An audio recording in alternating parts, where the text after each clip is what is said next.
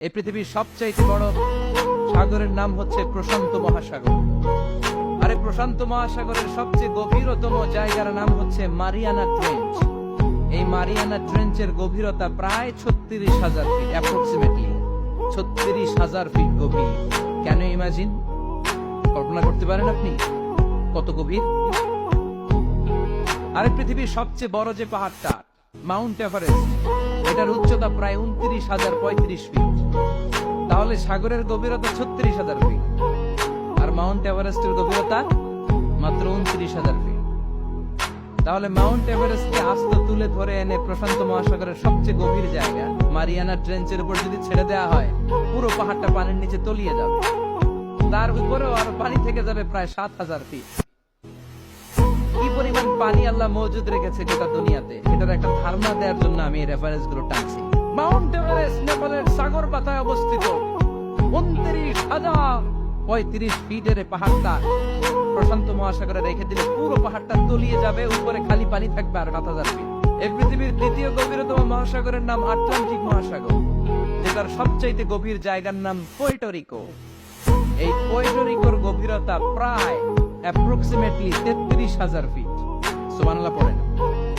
এক্ষেত্রেও পৃথিবীর সবচাইতে উঁচু পাহাড়টা মাউন্ট এভারেস্টকে আস্ত তুলে ধরে এনে আটলান্টিক মহাসাগরের সবচেয়ে গভীরতম জায়গা পুয়ের্টো রিকোর উপর যদি ছেড়ে দেওয়া হয়, এই আটলান্টিক সাগরও পুরো পাহাড়টা তলিয়ে যাবে। তার উপরে আরো পানি থেকে যাবে 4,000 ফিট। সুবহানাল্লাহ কবেন না? গোটা পৃথিবীতে স্থল হচ্ছে মাত্র 30 ভাগ, 70 ভাগ হচ্ছে জল। 30 ভাগ স্থল, 70 ভাগ জল।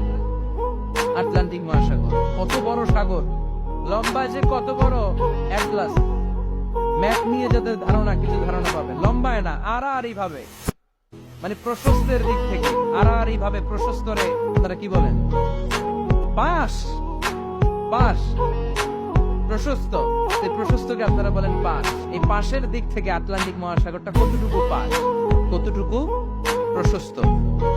এই আটলান্টিক মহাসাগরকে ক্রস করে ইউরোপ থেকে আমেরিকায় যেতে হলে বিমানগুলো আড়াআড়ি ভাবে এই সাগরটাকে পাস করে যেতে হয়। আগে যেত কনকর্ড, যেটা ঘন্টায় বিমানটা 1,000 মাইল বেগে চলত। ঘন্টায় কয় হাজার মাইল? যে বিমানটা ঘন্টায় 1,000 মাইল বেগে ছোটে, ওই বিমানটা দিয়ে আটলান্টিক মহাসাগরের পাশের দিক থেকে, লম্বায় না, পাশের দিক থেকে এই পাশ থেকে ওই পাশটা ক্রস করতে 4 ঘন্টা লেগে যেত। হিথ্রো এয়ারপোর্ট থেকে জন এফ কেনেডি এয়ারপোর্ট, ওখানে যেতে 4 ঘন্টারও বেশি লেগে যায়। সুবহানাল্লাহ পড়ে। তার মানে আড়াআড়ি ভাবে আটলান্টিক মহাসাগর প্রায় 4,000 মাইল। পৃথিবীতে মহাসাগর কি শুধু এই দুইটা, প্রশান্ত আর আটলান্টিক মহাসাগর? ভারত মহাসাগর আছে না নাই? উত্তর মহাসাগর, দক্ষিণ মহাসাগর, কৃষ্ণ সাগর, চায়না সাগর, ভূমধ্য সাগর, লোহিত সাগর, বঙ্গোপসাগর, সাগর আর সাগরের ছড়াছড়ি।